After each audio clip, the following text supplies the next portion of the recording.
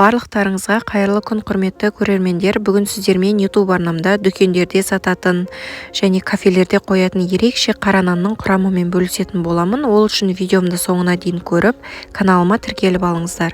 Ең алдымен опара дайындап аламыз. Опараға осылай жылы су, 1 чайный ложка қант және ашытқы керек болады. Барлығын жақсылап араластырып, шамамен 5-10 минутқа қойып қоямыз. Одан соң жылы суымызды ыдысымызға құйып, міндетті түрде суымыз жылы болу керек. 1 чайный ложка тұз қосып, үстінен ақ май қосып аламыз. Тамаққа қосатын май жарай береді. Одан соң көріп тұрғандарыңыздай қара ұнтақ қосамыз. Бұның аты солод. Бұл кондитерлік дүкендерде сатылады. Кез келген кондитерлік дүкендерге барып, солод деп сұрасаңыз береді. Көріп тұрғандарыңыздай біздің опарамыз дайын болды. Енді електен өткен ұнымызды салып, үстінен опарамызды құйып аламыз.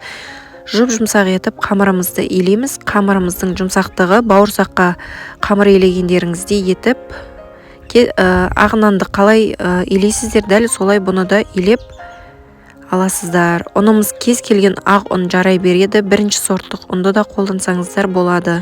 Ең бастысы ұнымызды бірден салып жүрмейміз. Кезек-кезек сала отырып, жұмсақ қамыр илеп аламыз. Қамырымызды қатты қылып илеп қоятын болсақ, нанымыз дұрыс шықпай қалуы мүмкін. Сол үшін барынша жұмсақ етіп, қолға жабысатындай етіп, қамыр илеп аламыз. Одан соң осылай видеода көріп тұрғандарыңыздай, мен пищевой пленкамен орап алдым. Кез келген нәрсеге орап, жылы жерге шамамен 2-2,5 сағаттай қойып аласыздар, нандарыңыз ашығанша. Одан соң нанымыз ашып, дайын болды.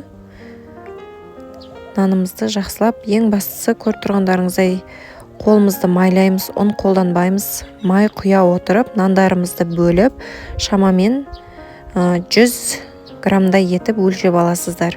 100-105 грамм ештеңе етпейді. Видеода көріп тұрғандарыңыздай, менде 101 грамм болды. 100-ден 105 граммға дейін өлшеп алсаңыздар болады. Формасы әдемі шығады. Барлығын бірдей етіп, осылай 100 граммнан істеп алсаңыздар, барлығының формасы бірдей шығады. Қонаққа қойғанға да өте әдемі көрінеді.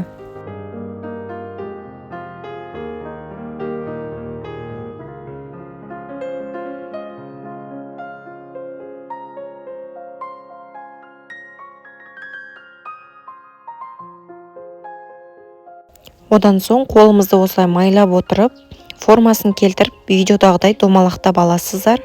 Барлығын домалақтап, табамызға қойып, шамамен 5-10 минуттай бетін жауып қоя тұрамыз. Осы домалақтаған формаларымыз шамалы көтеріліп, өз қалпына келгенше осылай қоямыз.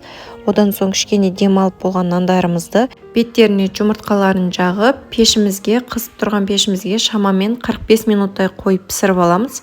Әркімнің пеш әрқалай қызатын болғаннан кейін өздеріңіз қарап, қадағалап отырып пісіресіздер. Барлығының бетіне жұмыртқасын жағып, дайын болғаннан кейін бетіне күнжіт сеуіп шығамын. Әсемдігі үшін сеппесеңіздер де өз қалауларыңыз.